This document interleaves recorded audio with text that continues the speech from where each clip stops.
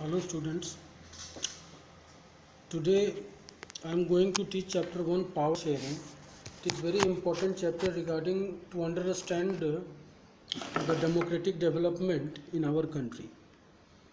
So in this chapter we are going to find about the answers of some common questions, that is why what is power sharing, why power sharing is desirable, why power sharing is called the spirit of democracy, and why power sharing is needed, what are the actual definitions of power sharing. So all these things we will have to find out in this chapter regarding the answers of this chapter, right? So let us move forward to this chapter. तो पिछले साल जो हम लोगों ने पढ़ा था, democracy का जो टूर था हमारा पिछले साल, उसमें हमने ये पढ़ा था कि किस तरह से हमारा डेमोक्रेसी जो है वो प्रोस्पर कर रहा है। अब इस साल हम लोग ये पढ़ना चाहेंगे कि हम लोग ये पढ़ रहे हैं कि डेमोक्रेसी का जो इम्पोर्टेंट थीम है पावर शेयरिंग, ये किस तरह से प्रैक्टिस हमारे कंट्री में किया जा रहा है, या फिर इसकी नेसेसिटी क्या है, या डिफरेंट एग्जाम्पल्स से वर्ल्ड का जो डिफरेंट कंट्रीज़ है उस कंट्रीज़ के एग्जाम्पल्स से हमने क्या सीखा है। तो चलिए शुरू करते हैं। चैप्टर की शुरुआत यहाँ से बेल्जियम और श्रीलंका से होती है। बेल्जियम क्या है?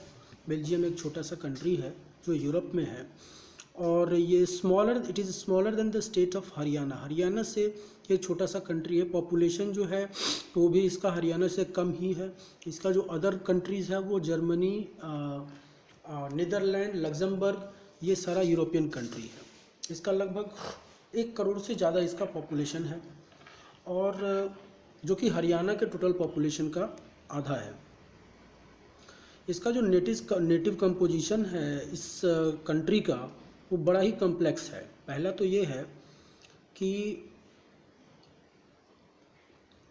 59% फ्लेमिश रीजन में रहते हैं, और 59% लोग, और वो लोग डच बोलते हैं, डच लैंग्वेज बोलते हैं।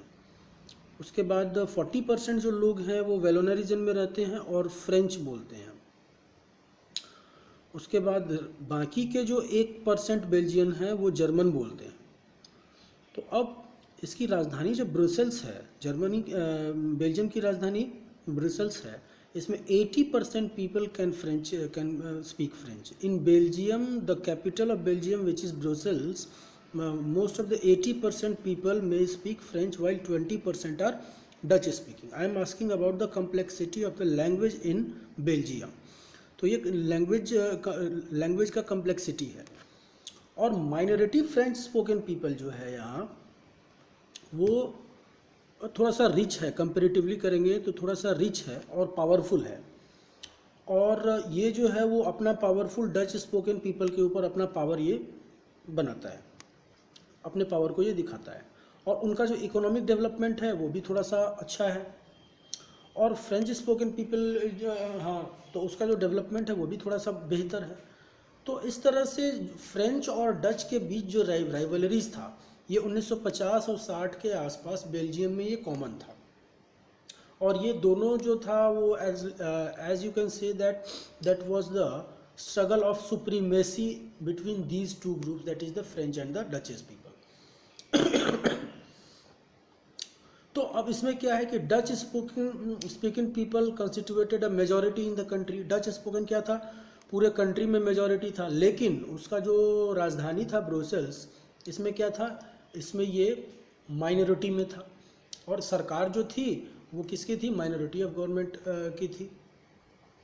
तो इस सिचुएशन को हम एक और कंट्री से कंपेयर करते हैं, वो है श्रीलंका। श्रीलंका एक आइलैंड नेशन है जो कि कुछ ही किलोमीटर है तमिलनाडु के कोस्ट से। लगभग 2 करोड़ पॉपुलेशन है यहाँ का, और लगभग हरियाणा की जनसंख्या के बराबर इसका जनसंख्या है।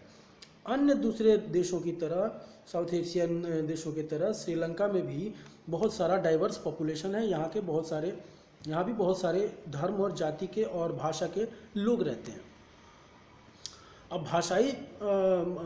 भाषा के रूप में अगर तवज्जो दी जाए तो यहाँ Sri Lanka has the diverse population. Major social groups are the Sinhala speakers. Sinhala जो है यहाँ पर में मेजर है, यहाँ पर में सिंघली लोग बोलते हैं, लगभग 74% सिंघली बोलने वाले लोग हैं, और लगभग 18% जो है वो तमिल बोलने वाले लोग हैं। और ये दो ग्रुप्स में डिवाइडेड है, एक तमिल नेटिव्स है कंट्री का, एक तमिल नेटिव है, और जो वो वैसे तमिल हैं जो श्रीलंका में शुरू से रहते आए हैं, जिसको श्रीलंकन तमिल्स बोला जाता है, ये लगभग 13% के आसपास है। बाकी के जो रेस्ट हैं वो भारत से गए हैं और उनको इंडियन तमिल्स कहा जाता है। अगर आप मैप में देखेंगे तो श्रीलंकन तमिल्स जो है वो उत्तरी में, श्रीलंका के उत्तर में, नॉर्थ में है, और most of the Sinhala speaking people are Buddhist. बहुत सारे सिन्हाला लोग जो हैं वो बुद्धिस्ट पीपल हैं, और उसमें से जो तमिल्स जो है वो हिंदूज़ हैं, या तो हिंदूज़ हैं या फिर मुस्लिम्स हैं। लगभग 7% क्रिश्चियन भी हैं जो दोनों ही भाषा बोलते हैं, तमिल भी बोलते हैं और